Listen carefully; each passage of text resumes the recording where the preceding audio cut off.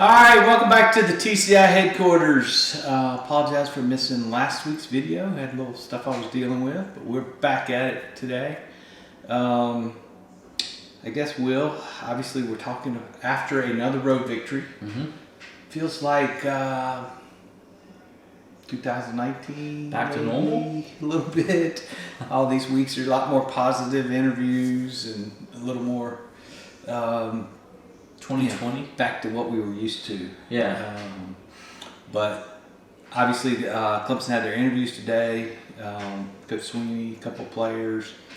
I guess let's start with, I know you wrote on a couple of these different things. Let's start with the injury updates.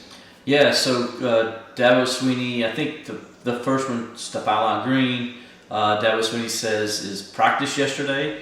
So he expects him to play this week unless something happens. They have a setback or something like that, but sounds like he's going to be available for the Tigers. That's good news. Also good news for Clemson with offensive lineman Colin Sadler. Dabo also said that he expects him to be available this week and will be, unless he has a setback or something. So some good news on that front. Now we're going to switch over to where not so good news for Clemson.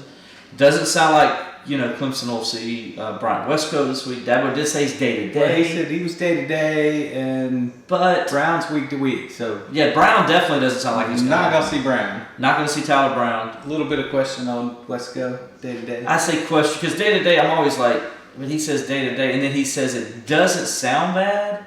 It doesn't. So in other words, like maybe they thought maybe it was going to be longer than it was expected. Well, let's interrogate his different comments a little bit. Yeah, we got. So he said Wesco's day to day. He says the other guys are back at practice. Correct. Did not say Wesco was back at practice. Correct. Doesn't mean he's not, but just says he's wording was different. Absolutely, and it's interesting because, and then again, he says Adam Randall's not going to be available till after the Louisville game, and Adam Randall played last week. So and so like okay, so. You kind of take it as it is. So, would Wesco play this week? I don't know. Tyler Brown was dressed last week. He just didn't have his helmet. I don't know what that means or why that is. And, the other thing to consider is next week you got a bye week. Right. So, Wesco's an ankle.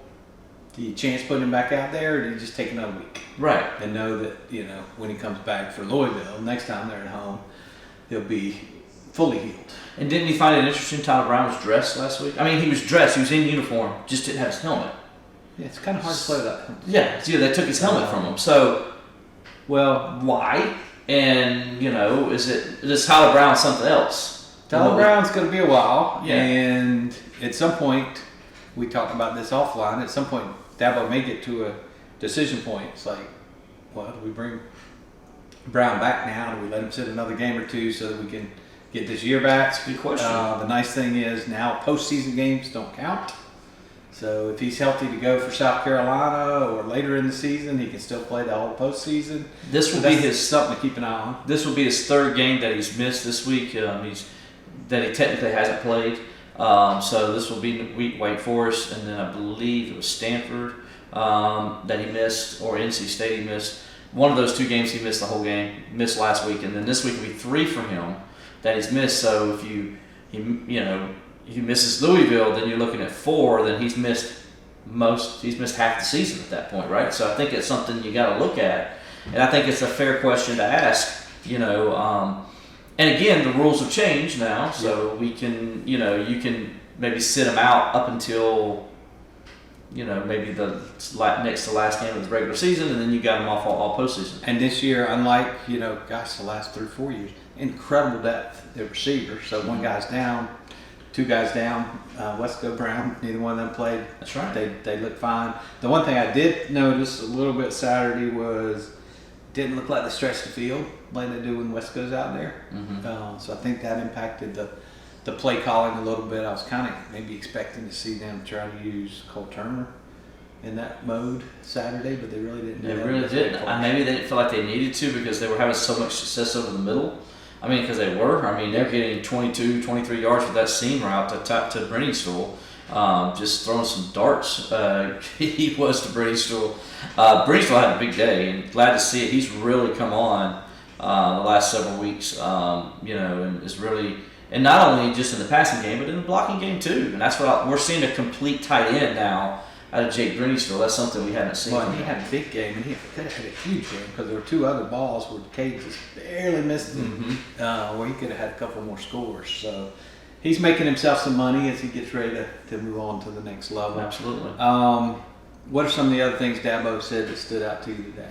Obviously it was Tony Elliott today, and CJ Spiller, and those are the kind of things that CJ Spiller stood out to me, because Dabo got emotional at the end there. I think Pete Icabelli asked the question there at the end of the press conference, and Dabo got really emotional talking about Tony Elliott, and he remembers when he came and they had the conversation at his house, and and Dabo's told that story before about Tony, and so so I think it's going to be an emotional reunion. I think Dabo's proud of Tony. Tony was his wide receiver, was a wide receiver for him when he was the wide receivers coach at Clemson. The first year back in 2003, he was his captain on his team, on his unit, and so Dabo thought a lot of Tony. And then kind of like he says, Tony's like almost like a son to him as well.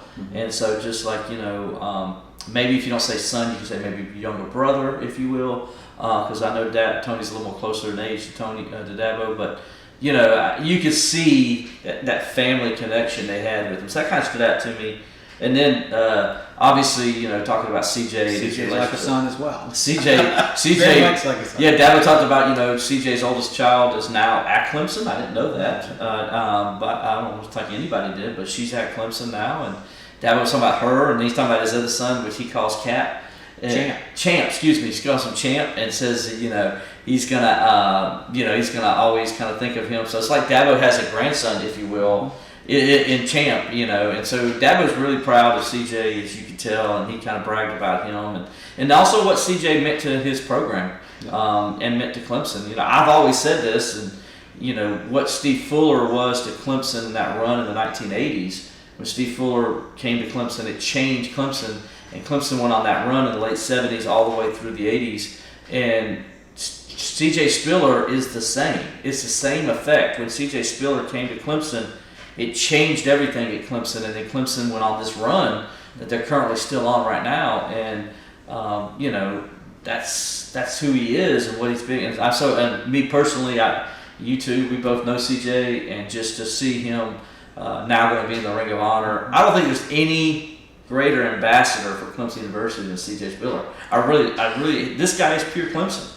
And tickets are still available. They had some special they're running. I think for the next 28 hours, start earlier today, they're selling the remaining tickets for this game for $28.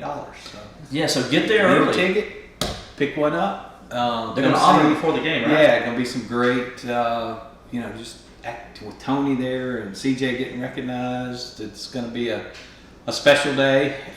Team's rolling. Let's go back to the Wake real quick, and then we'll get back to the interviews. We talked about this earlier today as well. The crowd at the Wake Forest game, probably 60-70% Clemson fans. It was amazing. It reminded me of some of the best, and I've been up there for ages. As good a Clemson crowd as I've seen. That just shows the excitement that the fans have with Clemson being back among the elite programs. It will, and I expect it to be either a sellout or close to a sellout on Saturday. I really do. And that was something else to see, because even as I went back and watched the game the other day, even the announcers talked about how many Clemson people were there, and it was just to see, the Clemson crowd was sitting right across from us on the other side of the press box, and to see all that orange over there. I even took a picture of it. I had it on a message board of how dominant it was as a Clemson crowd. And then when you go watch the game and you flip it and you see some of the other side, you see a lot of the orange. I see the other side. Had Clemson people in the expensive seats on the Wake Forest. They had big booster seats. Half of those were filled with orange. It was, and that's something that haven't really seen in the last several years. And so going up there, so it was a great crowd. I think, like you said, you need to commend the Clemson people for, and by the way, it's not an easy drive to get to Wake Forest anymore, because coming out of Clemson, coming out of Greenville, over there by Pelham Road, there was a wreck also Friday night that held us up.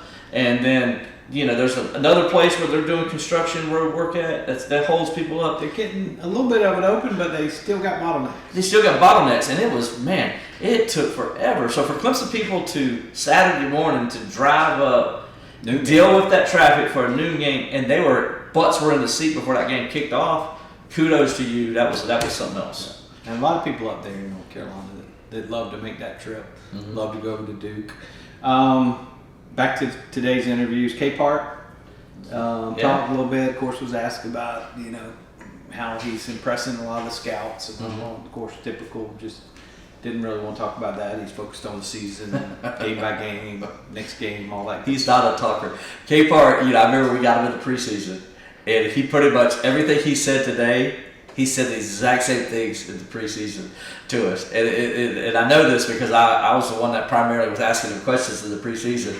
And I was laughing at his answers, and I'm like, I could go back and get that exact same answer. Same quote, maybe change a word. Just the exact same quote, maybe a different word or two. But that's who he is. He's not a very rah-rah kind of guy. He's not one that sits there and wants to get in front of the media and talk and praise himself. He's really humble, to be honest with you.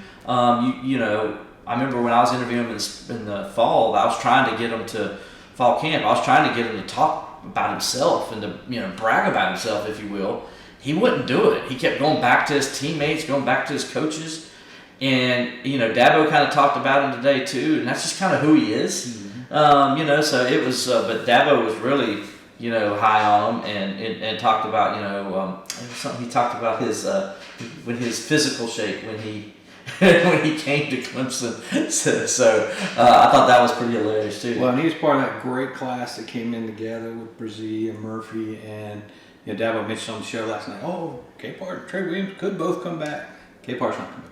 No. He's going to go make a lot of money. He turned down a lot of NIL money from some other schools trying to grab him last summer. And I mean, his highlight film's going to be daggone impressive when they put all those things together. I had another highlight play this weekend where he just took the center, and just threw him to the ground. Completely obliterated. I mean, it was amazing. By the way, I'm glad you said that because in this day and age of NIL and transfer portal and all, he's a kid like you mentioned last year had an opportunity to leave, and he said he didn't want to. And when he was asked why he didn't want to leave Clemson, this is back in fall camp when he was asked this, he says because I really like Clemson here. I like these coaches. They've worked with me to make me a better football player, and I wanted to be loyal to them because they were loyal to me. Mm-hmm. How about that? Give a lot of praise today to Nick Eason.